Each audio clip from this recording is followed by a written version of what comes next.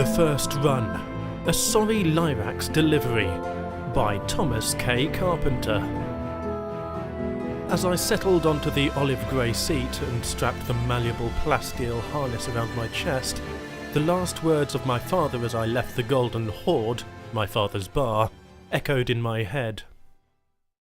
"Nobody ever made a living in space that didn't regret it. It's all warmongers and thieves up there. Nobody worth knowing. So when you've had your fill of adventure, scurry back home. I'll keep your spot behind the bar warm for that day you get some sense behind that thick skull of yours, Sorry." Even as I tried to get the harness to snug tightly, you could fit two of me inside it, I could still hear the tone in my father's voice as he said the word adventure. It sounded like he'd just taken a bit of apple crisp and found out it had really been manure. Waiting for the last passenger, I shivered and rubbed my arms, trying to get warm. They kept it as cold as the beer locker back home. I pulled on my favourite woolen sweater, the one my Uncle Cab had given me, but even that wasn't enough to stop the cold from leaking into my bones. The sweater was the colour of sunsets, something I knew I'd miss, travelling through the darkness of space as a courier for the FTL courier service. This last passenger better be worth the wait. After all the arguing with my father, the scraping together of funds from my tips, the entry tests, and sleeping on hard beds as I went through the training at the FTL office here on Castra 2, I'd finally made it. I rubbed my fingertips along the crack that separated two plates in the smooth wall. The Solar Jammer, a modified caterpillar turned commercial transport, wasn't exactly a sexy, sleek Idris, but like a first kiss. It wasn't the looks, but the experience itself. I started to settle into my seat when a memory goosed me. I'd forgotten that I wanted to record everything I could from my first trip, so I could send back a video to my father, letting him know that everyone wasn't a thief, and that you didn't just fall into a space battle as simple as going to the store. I clipped the remote camera onto the straps of my backpack and checked my personal mobiGlass to confirm it was recording. When I was finished, I shoved it back into the bottom of the backpack. The FTL courier service didn't really want us to carry our personal units, but they also didn't like personal software running on company-issued hardware. I figured it was a good compromise. I was checking my company mobiGlass for messages when the last passenger arrived. He ducked beneath the overhead bin and gave me a smile that would have made the devil proud. He was handsome, but not the kind you see on the holovids. He had a scar on his lip that made his smile into half smirk, half sneer. Just from his looks and his professional attire, I guessed he was a salesman. I hate salesmen. They always come into the bar with an attitude like they owned the place, like they were better than us, probably a citizen as well. It was better this way, I decided. The courier service frowned on striking up conversations while on business, didn't look good for potential customers, and created security risks. So I went back to checking my mobiGlass, confirming my transport and connections once I arrived on Oya. I had 7 days to get the files on the mobiGlass to the Wills Up Corporation, which was plenty of time, but I thought doing it in a third of the time would leave a good impression on my employer. Then the co-pilot brought an animal carrier down to the gentleman across from me and strapped it into the seat. Big brown eyes ringed with gold stared out from the cage. The words fell out of my mouth before I remembered I wasn't interested. "Is that a red-tailed lynx?" The handsome passenger had been adjusting the harness for a longer frame when I asked the question. He glanced up, one eyebrow arched. Well, I thought to myself, my father always said I couldn't keep my mouth shut. "I had one when I was a kid. I wouldn't take a picture without Sasha in it," I told him. "Sasha?" he asked in melodic voice. "I assume that's the name of the lynx?" I gave him a well, of course shrug. "An old breeder?" I asked. He looked me right in the eyes, grey with specks of green, eyes that had seen things. "Now, why wouldn't you assume it's my pet?" he asked, skin crinkling around the corners of his mouth. "My parents own a bar up north on Castra 2. I've met all kinds of people, all kinds.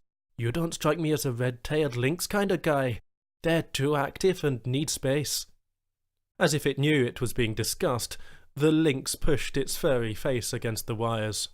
I wanted to reach out and rub the little greyish tufts of hair that stuck out from its ears, but the captain announced we'd be leaving the station for the jump point. "You never answered me question," I said. The man gave a short, incredulous laugh. "You're a bold one. You know, typically people introduce themselves before they start interrogations. I'm Dario Oberon." The solar jammer lurched as it left the station, and I felt the gravity shift to the ship's system. "Never been fond of names myself. Maybe too much time spent as a bar rat. Half the customers never gave their real name, and the other half didn't deserve theirs. I'm Sorri Lyrax, if it matters." He had a smile you could hang your heart on. "Sorry, given or earned that name?" he asked, with a twinkle in his eye. "Both," I said, lifting one shoulder in a half shrug. "And the answer?" The solar jammer banked and headed out toward the jump point, pressing me into my seat and Dario against the harness. "A gift," he winked. "Not for a lady friend," I mused. "A business venture? Something to grease the wheels, I'd say." Dario leaned forward, furrowed his brow, and pursed his lips in faux thought. "And why would you say that, Sorri Lyrax?"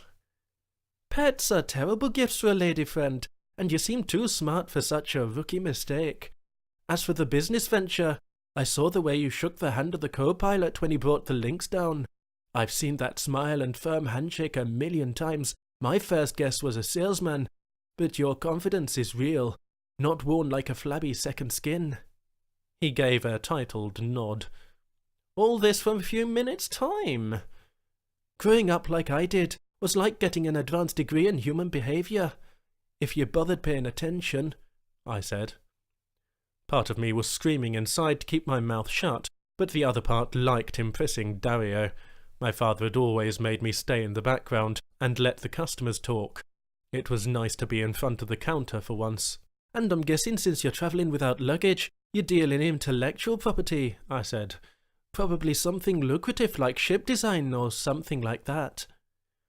When the twinkle in his grey eyes turned as cold and hard as deep space, I knew I'd said too much, but the look disappeared as fast as it had appeared. The roguish smile resumed its seemingly familiar place on his lips. Dario showed me his teeth. "Now that we're at cruising speed, would you like to pet the Lyrax? She's quite docile." "I'd love to," I said, noting that he'd changed the subject, but I quickly reminded myself that I was on company business, and intrigue was the last thing I should be involving myself with. Dario handed the lynx over, careful not to release the creature. The lynx wrapped its red tail around my arm and snuggled its face under into my armpit. I'd have Lyrax fur all over my woolen sweater before we arrived, but I didn't care. Before long, with the warm body of the Lyrax on my lap and the soft fur soothing my fingertips as I brushed its back, I fell asleep. The excitement of starting a journey faded. When I awoke, Dario was tugging the lynx from my arms. Outside the solar jammer, the orange and blue planet of Oya 3 was coming into view. A massive, cyclonic sandstorm could be seen swirling around the great desolation on the northern continent. It was said the storm had been raging for the last 3 decades. Thankfully, I'd be landing on the green patch in the southern hemisphere, in the metropolitan city of New Alexandria. Dario was busy on his moby-glass when we arrived, so I didn't bother him. I had to confirm my ride down the gravity well to Oya 3 planet side. I'd gotten a deal by signing on as an overflow passenger, but I had to hurry if I wanted to make the lander before it left. Travelling super economy left no guarantees for seats. By the time I made it out of the solar jammer, Dario had gone on ahead, which made me a little sad, since, given the size of the UEE, I'd likely never see him again. The antiseptic smell and bright, colourless tiles of the customs gate assaulted my groggy senses. Approaching the grey-green uniformed security, I adjusted the straps on my backpack as I pulled out my papers, including the FTL courier badge, and readied to hand them over.